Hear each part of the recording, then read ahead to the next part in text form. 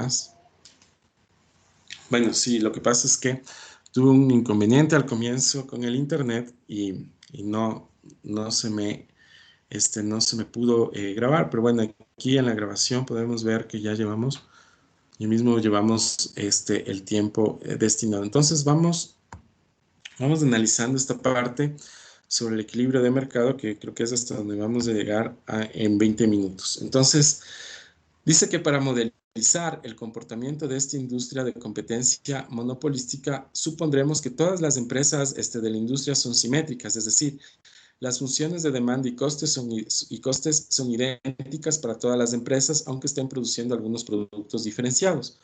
Dice, cuando las empresas individuales son simétricas, el estado de la industria puede ser descrito sin enumerar con detalle las características de todas las empresas. Lo que realmente necesitamos para poder describir la industria, en cuántas empresas hay que, dice, hay que el precio típico, por ejemplo, el número de empresas y el precio medio que establece. Dice, una vez que tenemos un método para determinar N1 y P1, ¿no? Entonces, aquí lo que me dice para poder entender, ¿no es cierto? Para poder llegar sobre todo a un equilibrio de mercado, para modelizar el comportamiento de la industria de competencia monopolística, vamos a suponer que todas las empresas de la industria son simétricas, es decir, son del mismo tamaño, producen lo mismo, producen la misma cantidad. Entonces, lo que estamos, sobre todo en esta parte, es tratando de analizar cómo se dan estas funciones, ¿no es cierto? O este modelo. Entonces, dice que vamos a suponer sobre todo que todas las empresas de la industria son simétricas. Las funciones de demanda y costes son idénticas, ¿no es cierto? Quiere decir que el coste marginal es idéntico, que la producción es idéntica. Cuando las empresas individuales son simétricas, el estado de la industria puede ser descrito sin enumerar con detalle las características de todas las empresas, lo que realmente necesitamos para poder describir la industria. Bueno, aquí dice que para eso necesitamos determinar cuánto es el número de empresas y cuánto es el precio medio que se establece. Una vez que tenemos un método para determinar P y N, podemos preguntar cómo se ven afectados por el comercio internacional. Dice que nuestro método para determinar NIP y el precio medio, ¿no es cierto?, consta de 3 pasos. Dice, en primer lugar, deducimos una relación entre el número de empresas y el coste medio de la empresa típica, ¿no? Dice, demostramos que esta relación tiene una pendiente positiva, ¿no es cierto? Dice el número de empresas de N y el coste medio, que tiene una pendiente positiva, es decir, no es como la que vimos en el gráfico que era inclinada con pendiente negativa, sino que es pendiente positiva, es decir, cuantas más empresas hay, menor, ¿qué quiere decir esta pendiente positiva? Que cuando más empresas hay, menor es la producción de cada empresa y si mayor... y así mayor es su coste por unidad del producto. ¿No? Estos van siendo como unas características que hay que ir cumpliendo, ¿no es cierto? Por ejemplo, para encontrar N y para encontrar sobre todo N, que es el número de empresas y el precio medio, ¿no? Entonces dice que el 1, que lo que vamos a hacer es ver cuántas empresas hay y sobre todo mirar la pendiente, ¿no es cierto? Del costo medio. Y dice que esta pendiente que tiene que ser positiva, además de que me quiere decir que cuantas más empresas hay, menor es la producción de cada empresa y si mayor es su coste por unidad y así mayor es su costo de unidad por producto. Lo que estamos sobre todo viendo es cómo determinar el número de empresas y el precio medio. Entonces, ya vimos que tiene que ser sobre todo con pendiente positiva para que me pueda dar información y también dice que como segundo lugar, dice que definimos la relación entre el número de empresas y el precio que establece cada empresa. Dice que en equilibrio debe ser igual esta. Dice, demostramos que esta relación tiene pendiente negativa. Lo que podemos ver, ¿no es cierto?, es sobre todo para encontrar el número de empresas y el precio que se establece cada empresa, dice que en equilibrio debe ser igual a P1, ¿no es cierto? Que el precio, ¿qué quiere decir? Que el precio tiene que ser igual al precio, ¿no? Entonces dice que demostramos que esta relación tiene, además, esta relación, ¿no es cierto?, tiene pendiente negativa. O sea, ¿cuál es la relación que tiene pendiente negativa? Es de N sobre P. Es el número de empresas sobre el precio. Dice que cuantas más empresas hay, más intensa es la competencia entre las mismas y por tanto menor es el precio que se establece, ¿no? Entonces aquí vemos sobre todo de cómo se determina el precio medio, ¿no es cierto? Que aquí dice que primero la relación entre empresas y el precio de equilibrio, sobre todo que el precio es igual al precio de equilibrio, que el precio medio es igual al precio de equilibrio, que se demuestra una relación de una pendiente negativa. Dice que cuantas más empresas hay, mayor es la competencia y menor es el precio que se establece, ¿no es cierto? Van a competir sobre todo en ver cuál es el menor precio, cuál es el precio menor que se establece. Y finalmente dice que consideramos que cuando el precio es superior al coste medio, dice, nuevas empresas en la industria, mientras que cuando el precio es menor, ¿no es cierto?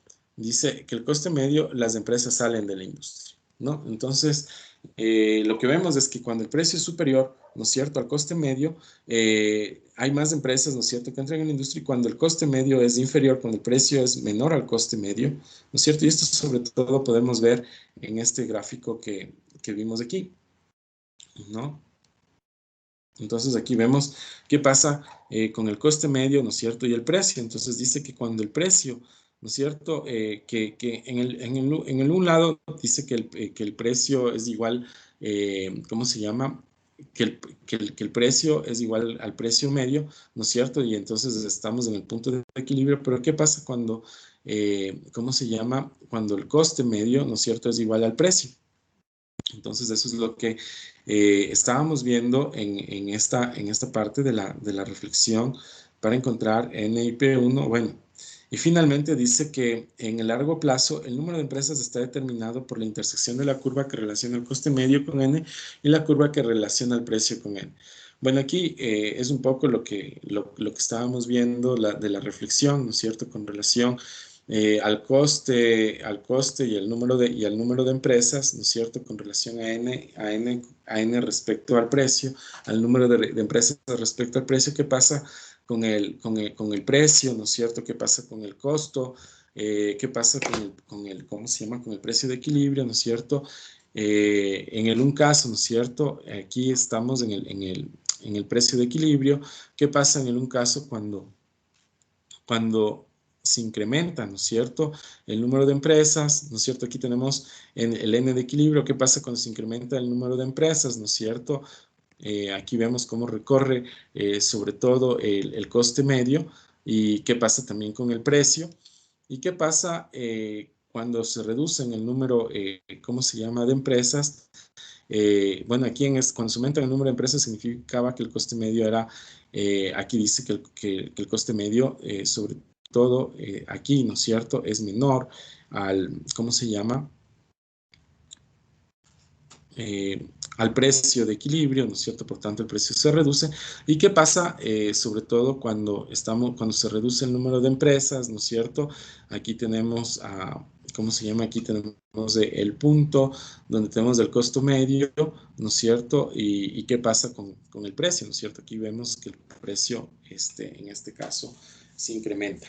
Bueno, dice que el equilibrio en un mercado de competencia monopolística, dice que el número de empresas en un mercado de competencia monopolística y los precios que establecen son determinados por dos relaciones. Por un lado, cuantas más empresas hay, más intensamente compiten y por tanto menor es el precio de la industria. Esta relación se representa por PP.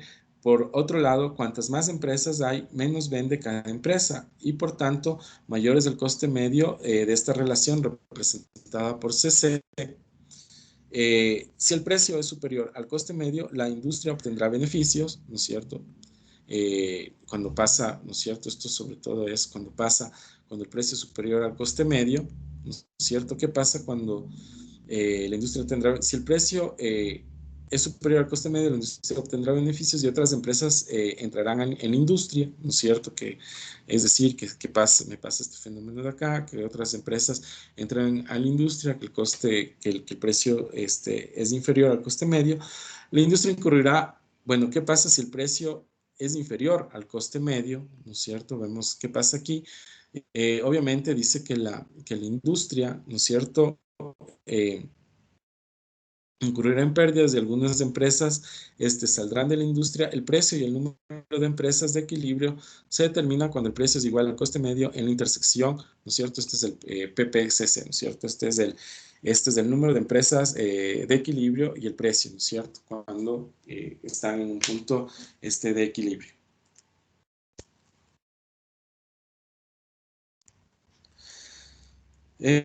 Compañeros, compañeras, no sé si tienen alguna pregunta hasta aquí, hasta donde hemos avanzado. Bueno, yo esto lo vamos a profundizar, sobre todo estos temas, este tema del equilibrio de mercado, lo vamos a profundizar en la siguiente clase. Bueno, voy a ir retrocediendo hacia todas las diapositivas que hemos visto a lo largo de estas casi 3 horas, ¿no es cierto? Lo que hemos, para un poco recordar y cerrar, no sé si alguien tiene alguna pregunta, pero lo que hemos visto a lo largo de la clase ha sido con respecto sobre todo a los temas de las ventajas competitivas y comparativas. Hemos visto el tema relacionado, ¿no es cierto?, ya en profundizar este modelo ricardiano, ¿no?, que por un lado veíamos con respecto al tema de las diferencias entre los factores, ¿no es cierto?, en una economía cerrada. Luego, ahora estamos viendo las economías de escala. Y en este tema de economías de escala, pues estamos viendo la competencia, cómo funciona la competencia imperfecta. Hemos visto, al final, ¿no es cierto? Hemos estado viendo el modelo monopolista, cómo se puede encontrar un modelo monopolista, un punto de equilibrio con respecto a los supuestos, pero sobre todo lo que estamos viendo en este tema de economías de escala y competencia imperfecta ya son modelos que se están relacionando ya bastante con la realidad, que tiene que ver con el comercio, sobre todo también, además, con el comercio internacional, cómo se determina, por qué, cómo se relaciona esto, cómo se engancha con el comercio internacional. Se engancha sobre todo a través de la cantidad de producción, a través del precio, sobre todo del precio, cómo se determina el precio, ¿no es cierto? A través, ¿cómo se llama?, del tamaño de la empresa, a través de determinar si esta empresa tiene unas características monopólicas, oligopólicas. Y estos modelos que hemos visto lo que intentan justamente es explicar, ¿no es cierto?, el funcionamiento de estas economías de escala y cómo inciden sobre todo en el tema de los precios y cómo esto afecta ya al comercio internacional. Eso, compañeros y compañeras. No sé si alguien tiene alguna pregunta, alguna inquietud de la clase que hemos visto el día de hoy. Sí, reitero, ¿no?, que tuve complicaciones en la parte de la grabación, por tanto, creo que la grabación va a incluir unos últimos, los últimos 20 minutos de la clase, pero bueno, esta clase también la voy a subir a la plataforma Pau para que la puedan revisar allí, sobre todo los que me dieron el seguimiento a lo largo de todas estas 3 horas. Yo quería además comentarles que bueno, para la siguiente tarea yo les voy a poner en el Teams mis observaciones y ustedes lo que espero es que continúen, ¿no es cierto?, en la redacción. Como vamos a hacer en esta ocasión para economía, vamos a hacer trabajos individuales y vamos a hacer ensayos. Entonces los ensayos, como les había dicho y les reitero, lo que sí necesitan sobre todo es que tengan una estructura, ¿no es cierto?, una estructura que de alguna manera argumente su análisis que usted está haciendo, en este caso del sector, ¿no es cierto?, que concretamente está haciendo el análisis. Unos han hecho de la economía popular y solidaria de manera general, hay otros ejemplos de microempresas ya bastante concretos, pero ahora lo que sí vamos a requerir sobre todo ya es un poco de datos, un poco de investigación de su parte, que pueda haber libros donde pueda citar y se refiera sobre todo al tema que usted está desarrollando, ¿no? Entonces, todas estas observaciones yo les voy a poner en su tarea. Si ustedes cumplieron la tarea, tienen 1. Esta calificación la van a ver reflejada en el Teams. Entonces, una vez que les califiquen, ¿no es cierto?, la tarea van a tener 1 y ahí van a tener las observaciones para que puedan cumplir la siguiente tarea de la siguiente clase. Entonces, yo la siguiente tarea les voy a poner mañana en la tarde, una vez que revise todas lo que me han presentado hasta hoy y hasta ayer, perdón, y inmediatamente les dejo las instrucciones para que puedan desarrollar el siguiente documento. Si ustedes quieren ya seguir avanzando, tienen que ya basarse en una teoría, ¿no es cierto?, en documentos o si entran a medios digitales, en argumentos que nos pueda ir fortaleciendo el tema, la problemática, ¿no es cierto?, el diagnóstico y la solución de lo que queremos brindar en base a nuestro análisis teórico y sobre todo incluir la materia que estamos viendo. Bueno, eso, compañeros y compañeras, es todo. No sé si alguien tiene alguna pregunta sobre la materia o sobre la tarea, la puedo hacer en este momento.